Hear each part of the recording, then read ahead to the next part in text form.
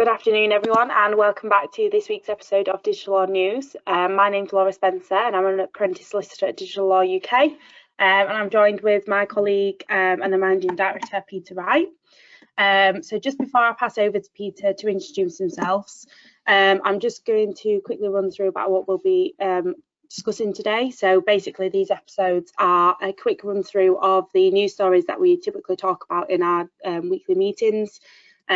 So we speak about everything from cybersecurity to data protection issues and so on.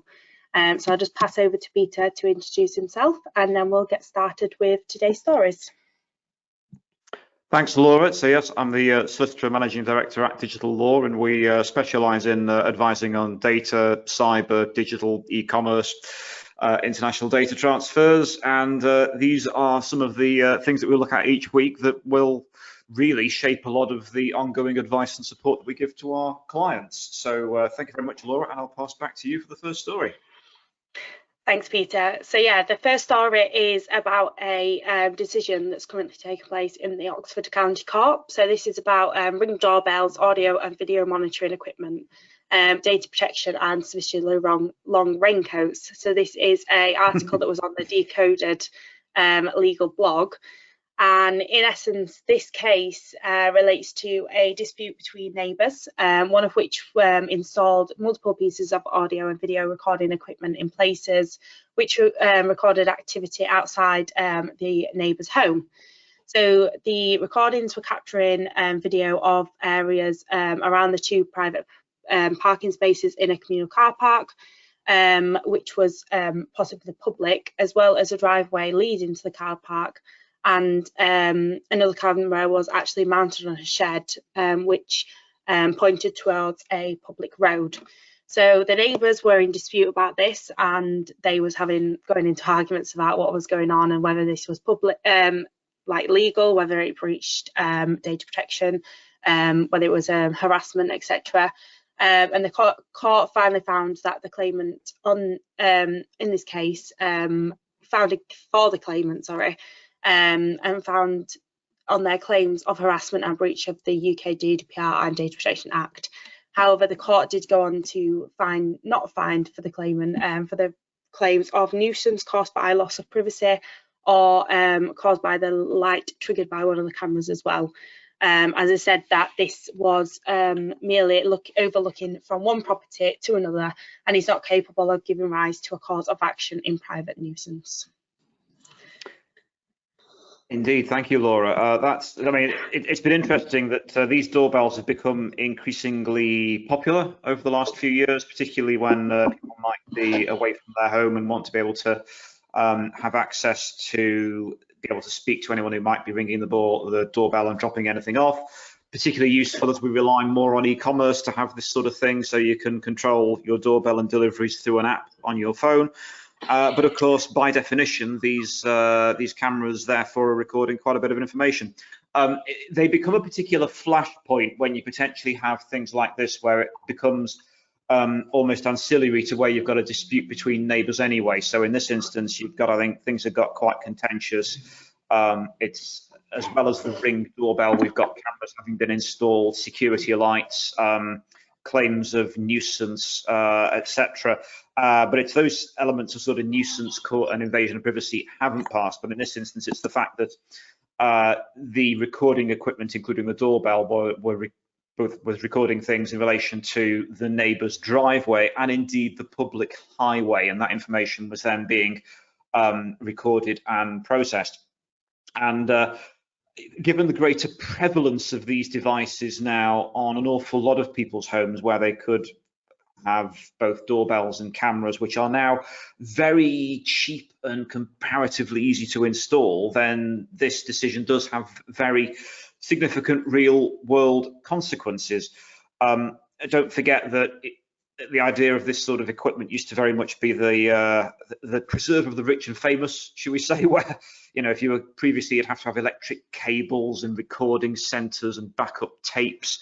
Whereas now the fact that these cameras can be installed and you can just have Wi-Fi connecting the whole system and no need necessarily for complex cabling, that installation becomes a lot more straightforward as a result. The thing to bear in mind as well in this is that this has been a court action fought by 2 private individuals, and the defendant in this instance has now been landed with a bill of multiple thousands of pounds that they're saying they simply can't afford to pay, and that bill represents all of the legal costs that both they have paid in defending the claim, as well as then paying an amount of the claimant's costs as well.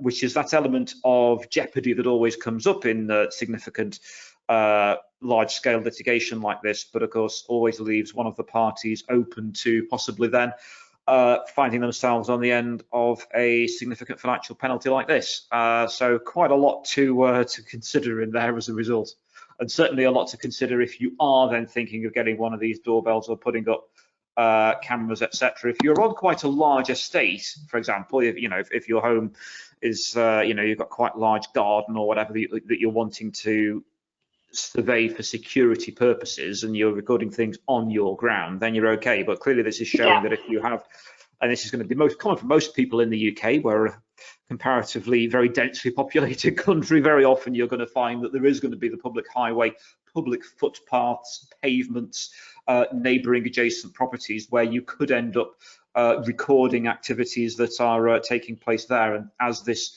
decision shows, you could then have a bit of a problem. So probably a good idea to consider this and be very careful with how equipment like this is installed, and taking a look very carefully at the areas that are being recorded as a result. It's not a matter of just install it and then forget about it. It's a matter of thinking very carefully, where is the camera aimed, what is being recorded by the everyday use of the device. Yeah, absolutely. And potentially just speaking to neighbours and people nearby about it as well, and discussing with them, are they comfortable? They might see it as extra security for their land as well. So kind of discussing it with them may help in the long run. You won't get these complaints, and you won't, just discussing and making sure that it's not breaching onto other people's land. Make sure it's just covering your land and not other people's. Exactly. I mean, in particular, if you're in a more rural, sort of semi-rural suburban area or a totally rural area, you might well find that in a particular way you're on good terms with your neighbours. You might want to all collectively have a device or devices just for your own collective security, particularly if you're thinking, well, if anything does happen, we know that, will the police even come out? But in any event, it's just good to have the equipment there to then record and have a record of anything that may or may not happen to help in case something does transpire. That means at least you've got video or audio records of it.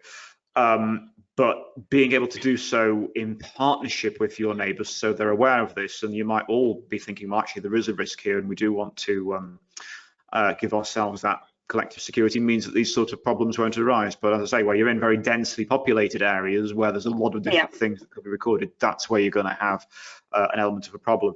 I mean, really, I think it's a really good point that you make there, Laura, bearing in mind that in some regions where you think we might not be able to necessarily have good police protection here, and I know many neighbourhoods in America do this, you end up actually, everyone contributes to have private security. This is really a sort of cheaper idea of that, where it could be that neighbourhoods collectively have that element of video available, and you're happy with what your neighbours have put in, because then it's all contributing to your collective security. But that requires an element of both knowledge and consent from your neighbours for that sort of collective endeavour. And in this instance, it looks like the neighbours were never on terms to sort of have that sort of agreement, and it was just a spiral to become a more and more contentious issue as a result between the two. Yeah, absolutely. So moving on to our next story of today then. So this is in relation to Afghanistan and the MOD sharing more than 250 Afghan interpreters' details on email. So Defence Secretary Ben Wallace has actually launched an investigation into this, into a breach involving the email addresses of dozens of Afghan interpreters who have worked with the British forces. So more than 250 people are currently seeking relocation in the UK. many of whom are in hiding from the Afghan, and these were mistakenly copied into an email from the Ministry of Defence, which resulted in their email addresses as well as their corresponding names and associated profile pictures being seen by all recipients. So the MOD has since apologised about this in a statement. However, the failings by the MOD and the Home Office have led to Afghan allies being hunted ruthlessly by the Taliban.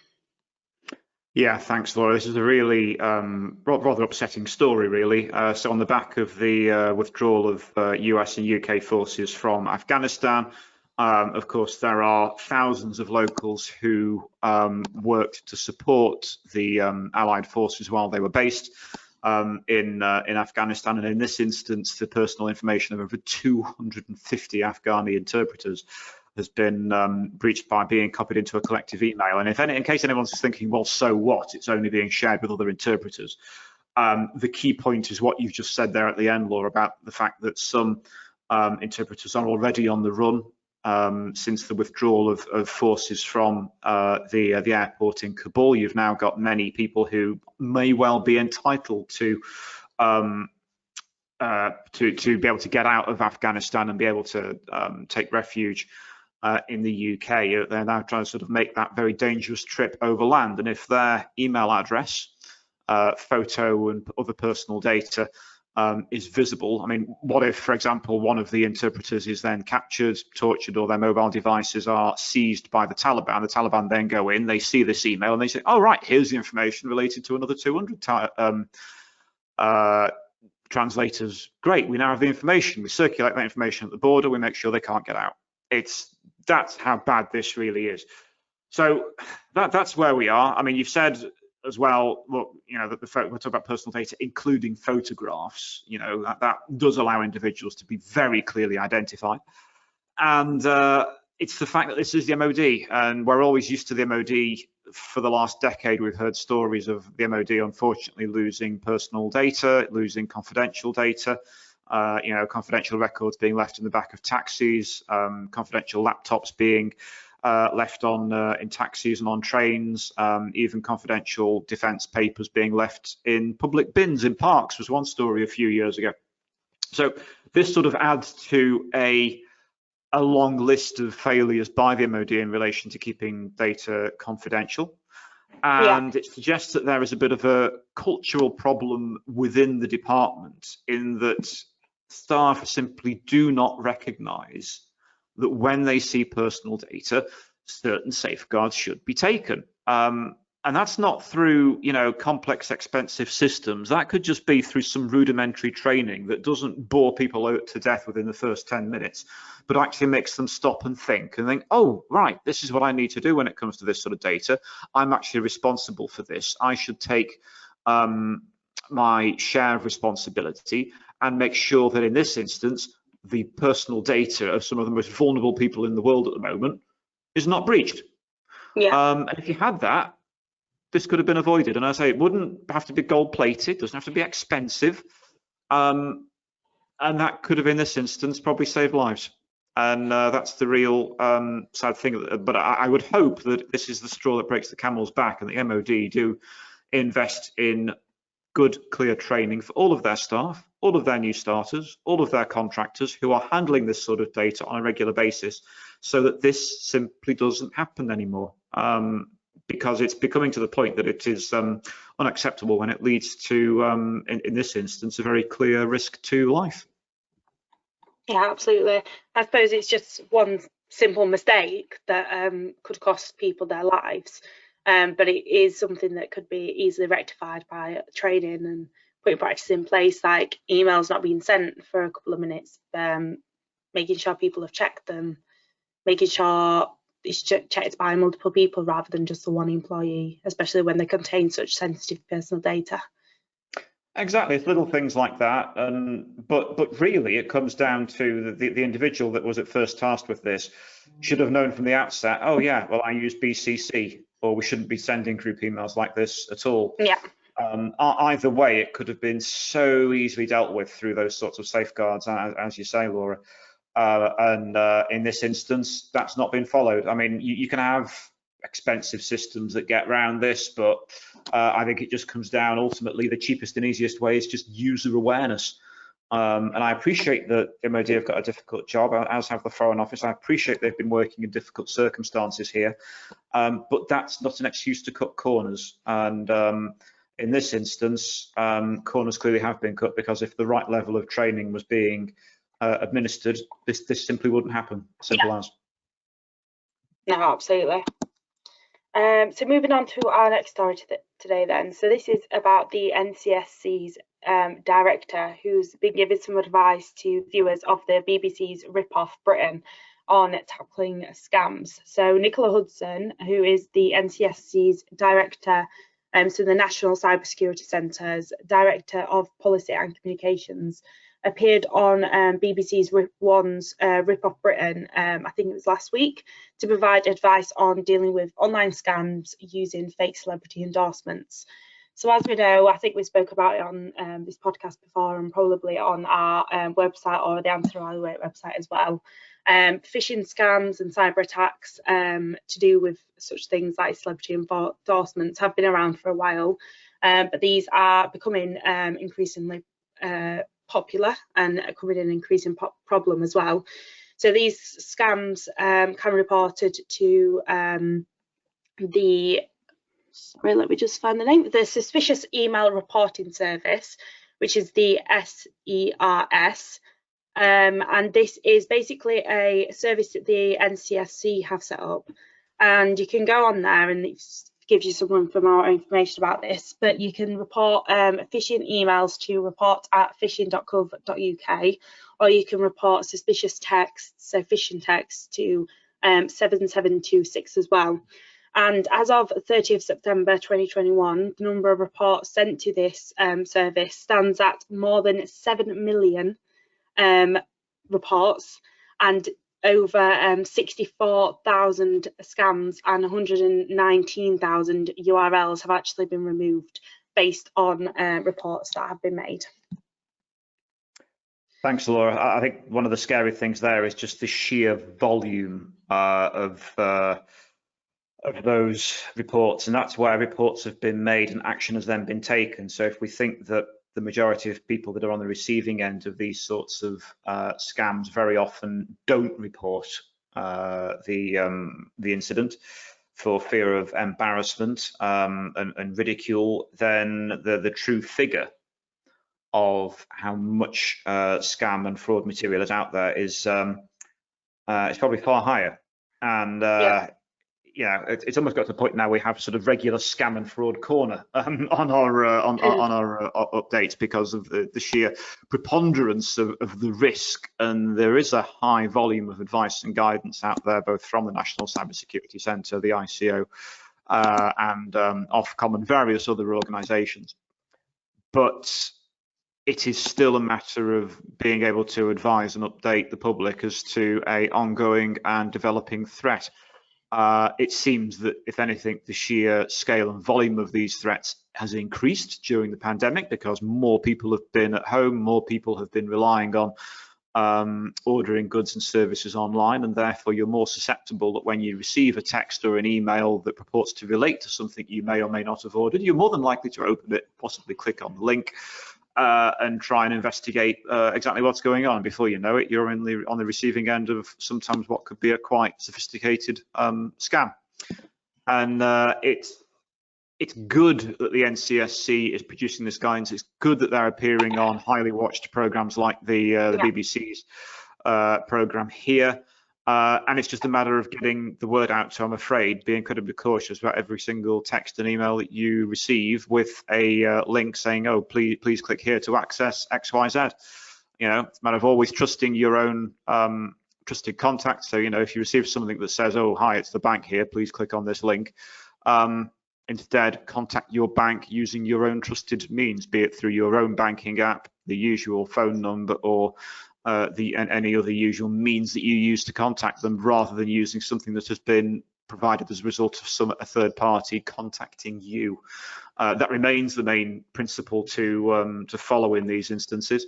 But of course, it's everything from banks to potential delivery organisations to organisations saying, here's an invoice, here's a bill. Yeah. You know, people impersonating everything from your an e-commerce product you might have ordered through to someone impersonating your local authority saying your council tax is overdue.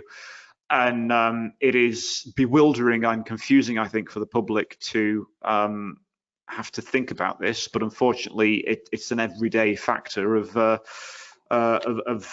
life. And in the same way that you know, you're always trying to be conscious of when you're walking into a shop and you're thinking carefully before making the purchase. Same thing when you're online, when every single communication that you receive, be it a text, be it an SMS, be it an email, or be it a phone call, it's being incredibly wary before providing any personal data or engaging in any way, really. Yeah, absolutely. Yeah, there is some guidance on this as well. There's a lot of guidance on the NCSC's website that's very useful in terms of what to look out for phishing and how to report, like we've just gone through, but also on our website as well, or at the Anson Evaluate's website. There's a few blog posts on there about it, and there's also a webinar that was recorded last year that goes into cybersecurity risks that also covers phishing as well. Indeed, and we've also got a post, I think, coming out in the next few days about someone who was a victim of online fraud and the risks that they identified, and a few recommendations as well. So I can highly recommend taking a look at that blog, which is going up on the Anson Evaluate site in the next day or so. Yeah, thanks, Peter. So moving on to our last story today then. So this is in regards to Amazon's appeal against a record fine of $865 million that was set out earlier this year by the Luxembourg's data protection regulator. So in July of this year, the Luxembourg data protection regulator actually hit Amazon with a fine of $865 million. They have now, since the Friday the 15th of October, appealed this, according to a spokesman at the Luxembourg court. But Amazon haven't commented on this publicly yet, nor have we found out the reason as to why they've received this fine. So we don't really have any more information yet about this. It's just kind of the fact that they have appealed this, and I'm guessing more will come out once the appeal starts progressing. Indeed, thanks, Laura. The interesting thing with this is that the Luxembourg data protection regulator hasn't actually published any information on the reason behind the fine that they levied in July against Amazon, pending the outcome of this appeal, which has been highly anticipated that Amazon would appeal the fine, because in effect what seems to have happened is that they've been fined for practices that have been endemic in terms of how Amazon operates. So it's not as though this is a fine in relation to a specific breach or loss of data or cyber attack. It looks like it's a fine in relation to how Amazon processes personal data, and it's basically saying that Amazon has been in long-term breach of this, and that its measures were not in compliance with European data protection law. And these are the sorts of large-scale fines that everyone was envisaging back in 2018, but simply haven't happened. And up until now, it's interesting that obviously GDPR came in 2018 in May, and it's taken up until now, July of 2021, until this large-scale fine has come through. I think we have to take this fine of Amazon alongside the Irish data protection regulator's fine against WhatsApp, which is for a similarly large amount. And these two sort of flagship pieces of enforcement by European data protection regulators are really quite crucial in terms of the ongoing sustainability and viability of GDPR as a whole. Both pieces of enforcement have to be upheld. If this appeal leads to a significant reduction in the size of that fine, or even the enforcement being thrown out or set aside, then that leaves very significant questions with regards to the capability of the regulators to effectively enforce GDPR, and for the as well for the fact that, you know, we are always talking here about very complex technology, and it actually would raise the question of, can we effectively regulate and enforce large tech organizations who very often now have resources that are in excess of those of the regulators. They can throw expensive lawyers at this, they can try and frustrate enforcement to a significant extent. And it'll be interesting to see how this appeal process consequently unwinds. We always used to think that, the trader was in a disadvantage compared to the state. But when we're looking at large organizations, amongst the largest private organizations on the planet, like Amazon, then they almost do have bottomless pockets here to be able to throw at defending this sort of regulatory enforcement, and they'll be very keen to make sure that such regulatory enforcement doesn't stick. So this really is incredibly important for the long-term future effective viability of GDPR and its enforcement across Europe. So I'm sure that Luxembourg, with the support of the European Data Protection Board, thought very carefully about its basis for issuing this enforcement. And they now will have to defend that through these appeal proceedings, which I'm sure they were expecting since the very day they levied the enforcement in the first place. Like you say, it will take a long time for these wheels to turn. I wouldn't expect anything inside the next 6 months. It'll probably take longer than that. But we wait to see. And in the meantime, it'll be interesting to see if, emboldened by these two bits of enforcement, whether other European data protection regulators start wielding similarly large fines against other tech firms, or do they now hold back and watch and wait for the outcome of both of these appeal processes? But I say it's really important when it comes to the future viability of data protection regulation as a whole on this scale, should either of these appeals by WhatsApp and Amazon end up being successful.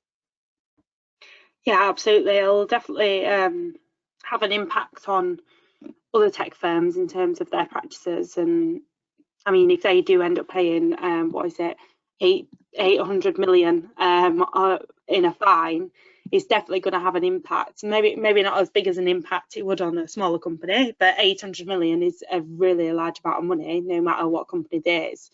So it will have an impact on them. But like you said as well, it'll have an impact on other data protection regulators in whether they will go forward and try and go for these big tech firms who are clearly breaching data protection in some cases, because previously it's kind of been a thing like, let's just leave them alone and let them get on with it.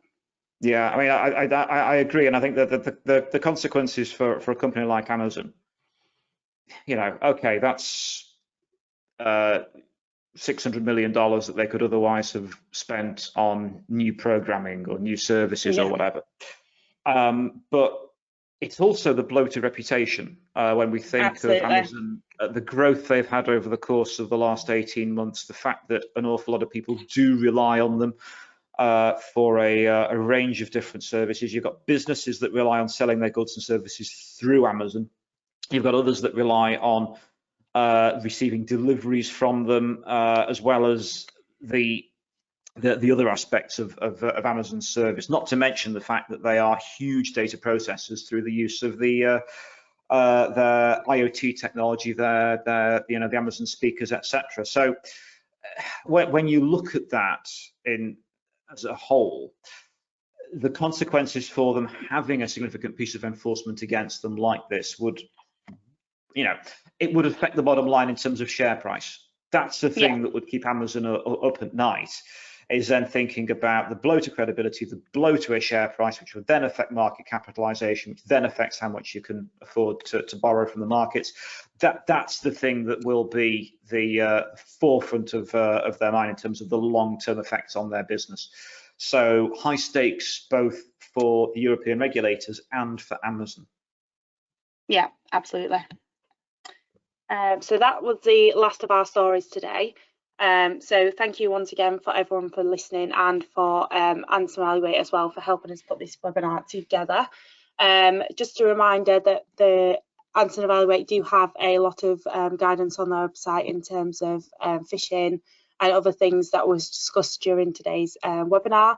And there will be some more information. I know we keep saying this every week, but there will be some more information coming very, very soon about some CPD courses as well, so continuous professional development webinars.